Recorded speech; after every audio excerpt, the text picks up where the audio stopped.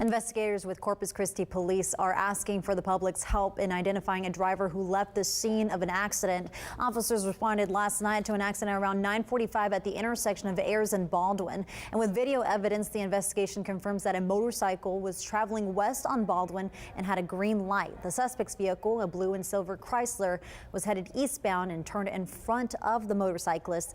The vehicle then went north on Ayers and fled the scene. The motorcyclist suffered non-life-threatening injuries. If you have any information regarding this hit and run, you're being asked to call the Corpus Christi Police Hit and Run investigators. That number 361-886-2596.